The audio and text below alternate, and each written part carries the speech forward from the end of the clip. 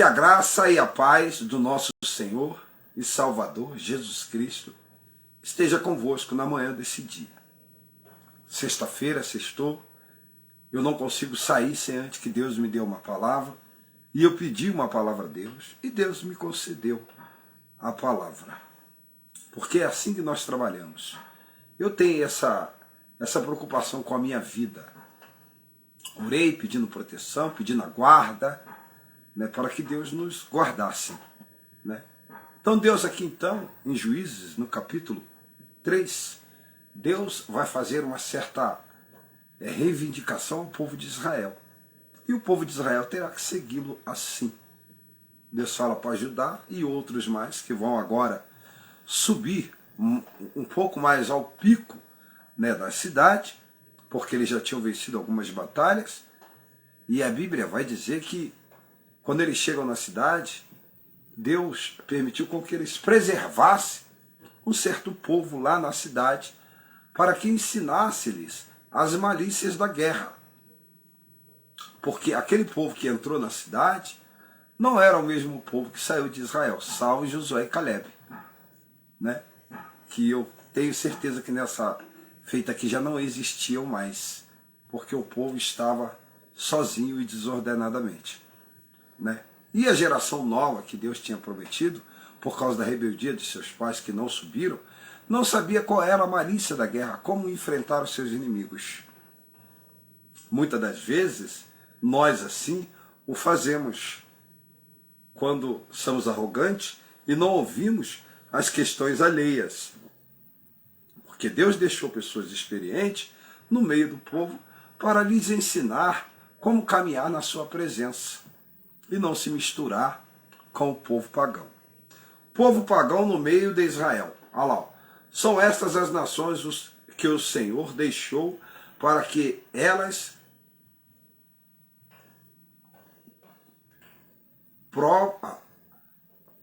são essas as nações que Deus deixou para por elas provar a Israel. Isto é, provar quantos em Israel não sabia de todas as guerras de Canaã. Quer dizer, o que eu entendo aqui? Israel, ele não sabia de todas as guerras de Canaã. Aquele povo que conquistou a terra e não entrou, salvo Josué e Caleb, aqui em Juízes capítulo 3, eles não sabiam que aquilo ali foi Deus que dera. Eram crianças, não tinham juízos, né? Cresceram no deserto. Quantas pessoas hoje crescem no deserto? Né? Então, muitos deles ainda estavam em dúvida. Achavam que eles eram nativos dali, né? E não eram nativos dali. A Bíblia vai dizer que Deus provou a eles e deixou eles no meio de uma nação desconhecida e agora vai entregar essa nação para eles. Aí diz assim, ó, e deixou aprovar a Israel, e isto é, provar quanto em Israel não sabia de todas as guerras de Canaã. Eles não sabiam, porque só entrou lá a nação nova, que nasceu no deserto. E isso tão somente para que as gerações dos filhos de Israel, delas soubessem para lhe ensinar a guerra. Pelo menos as gerações que dantes não sabiam disto. Você notou? Essa geração, elas não sabiam, né, de que forma que eles entraram ali. Né? Então, a Bíblia é especial, né? A Bíblia não deixa sombra de dúvida e nem de avariação. Uma geração nova, que agora Deus limpou aquela geração, lapidou, colocou na terra prometida, está dando o melhor da terra, e vai ensinar essa nação, usando a outra nação, a eles a guerrearem, para eles assim se proliferarem, né, na terra, quer dizer, se multiplicar, crescer. Olha lá. 5 príncipes dos filisteus, e de todos os cananeus, e de sidônios, heveus, que habitam as montanhas do Líbano, desde as montanhas de Baal-Hermon até a entrada de Ramate. Estes ficaram por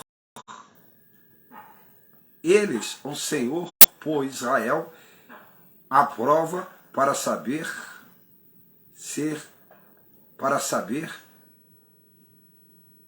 se dariam ouvidos aos mandamentos que houvera ordenado os seus pais por intermédio de Moisés.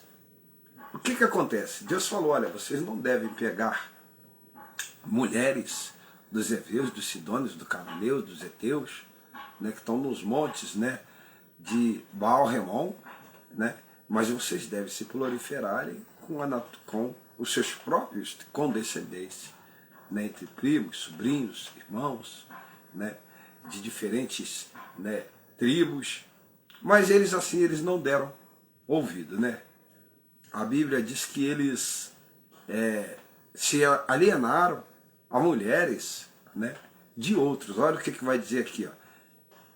E habitando, pois, os filhos de Israel no meio dos cananeus e dos heteus e dos amorreus, e fizeram os heveus e os jebuseus e fariseus e fariseus e jebuseus, tomaram das suas filhas para si por mulheres e deram as suas próprias aos seus filhos, e deles renderam-se culto a deuses estranhos. Às vezes, muitas pessoas saem da igreja para buscar lá fora um menininho bonitinho, que é legalzinho, que tem carro, que tem boa família, que tem dinheiro, mas que não conhece os costumes de Deus dentro do povo de Israel. E isso vai fazer com que você seja dizimado, com que a sua vida seja destruída, com que tudo que você, ou que Deus planejou para você, toma um revés mediante essas circunstâncias. Eu quero dizer para você que não compensa termos uma companhia com jugo desigual. Não compensa. Não é de Deus. Vai trazer o caos. Vai trazer a destruição. Vai dizimar a nossa vida. Vai tirar a nossa paz. Vai transgredir o elo que você tem e o pacto que você tem com a santidade de Deus. Vai, tá entendendo? Anular os propósitos de Deus na sua vida, porque você vai viver uma vida com essa pessoa. Por isso que eu não tenho pressa. Não me apresso. Está entendendo? Não me atiro como, né, uma pedra sobre os deleites pela qual a vida está me empurrando. Porque depois isso vai me custar um peso tão grande que eu não vou conseguir sair das amarras dos grilhões. E uma vez casado, você não se pode descasar. Segundo a Bíblia, não. No Novo Testamento. Então a gente tem que ter muito cuidado com o que a gente faz. A gente muda para um lugar, arruma novas pessoas, não sabemos quais são os costumes dela, não sabemos quais são os desejos dela, não sabemos quais são as avarias que elas têm na vida, não sabemos quais são os planos, nem quais são os objetivos, nem quais são os sonhos dela, e nos enveredamos por esse caminho, tá entendendo? Como se fosse a única coisa que nos restasse da vida, e burlamos todos os mandamentos, as concepções, o juízo, a justiça, na qual Deus nos entregou. Isso é um pecado. Isso é a destruição. Isso é a degradação. Você não deve agir assim. Porque Deus, ele tem uma coisa para cada seu tempo. Existe a tampa da sua panela, que não vai corromper o seu caminho da justiça para com Deus. Aí diz assim, ó: Otoniel livra a Israel do poder de Cusã e Risataim. Os filhos de Israel fizeram o que era mal perante o Senhor, e se esqueceram do Senhor seu Deus, e renderam cultos a Baalim e aos postes de ídolos. Está vendo? Por quê? Porque aquela nação já tinha esse costume. Já tinha esse costume, já tinha essa índole. Gente, o mundo aí, ele vai dizer para você: acorda, mete o pé, vai trabalhar. Esquece, vai ficar aí sentado aí orando. Para quê? Mete o pé, acaba com isso, deixa disso. Levante. siga em frente, corra atrás de seus objetivos. E não é assim que você deva fazer. Não é assim que você deve agir. Tem que agir com coerência, com equidade, com justiça. Você tem uma liturgia antes de sair para trabalhar, você tem que entregar a sua vida a Deus, você tem que entregar seu dia a Deus, para tudo que correr bem. Você não pode ir pelo caminho dos outros, da qual Deus está te botando como ponto de referência, você não pode agora se igualar a eles. Você tem que ter uma direção, você tem que ter um freio na tua vida, você tem que ter um Senhor, você tem que ser exemplo, você tem que prestar uma obediência. Por causa disso que você é abençoado. O que te difere dos outros são a obediência.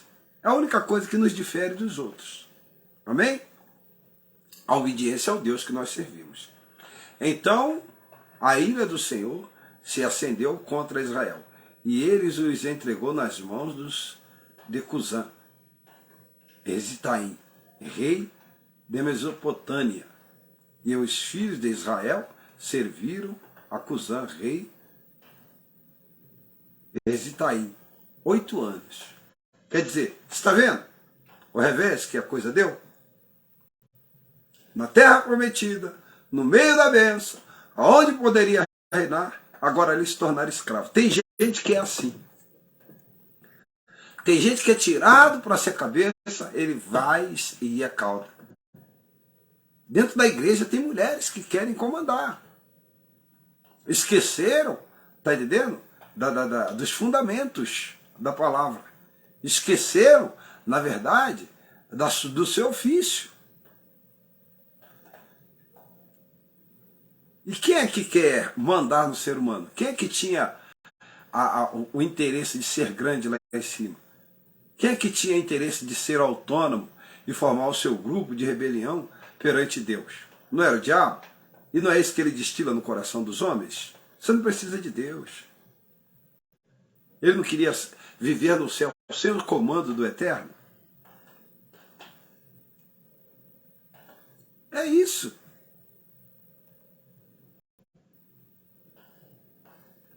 Você entendeu, gente? Então, tem gente que entra no reino da bênção, mas fica amaldiçoado. Por quê? Porque não observa os mandamentos e os preceitos de Deus. Você está na bênção, mas é escravo daqueles da terra da bênção, qual Deus te colocou.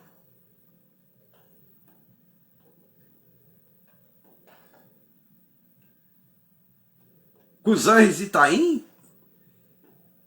pegou o povo de Israel dentro da terra de Canaã e fez deles escravos dele mesmo, do seu povo.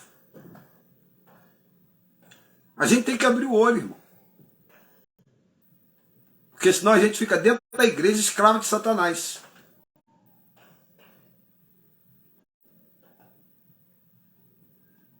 Porque burlamos os fundamentos. Ó, está vendo? Isso é o fundamento que Deus deu para eles. Ah, começa com isso, não tem problema não, isso aqui não tem nada a ver. Ah, isso aqui é coisa da cabeça dos outros. Ah, a gente pode fazer, o que que tem? Não é assim? Aí bula os fundamentos, aí depois fica escravo dos outros, geralmente do dinheiro e da arrogância, que se torna escravo. E a arrogância faz o quê? Cria em nós o medo de perder as pessoas que vão estar nos ouvindo, né? Achando que nós temos a direção de Deus na frente daquilo que Deus nos colocou. E Deus já não está mais na direção, como já não estava mais na direção do povo de Israel. Deus vai levantar o Otoniel. Então a gente tem que começar a entender, gente. Porque senão a gente perece tendo farturas de comida na nossa mesa. Morremos de fome. Porque rejeitamos o que está na nossa vista. Vimos aquilo como um veneno.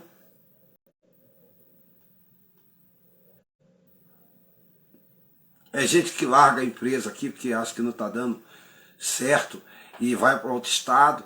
Não é a empresa, é você. É o que você oferece. Você oferece porcaria e ninguém vem até você. Oferece coisa boa, que todo mundo chegará até você. É pouco?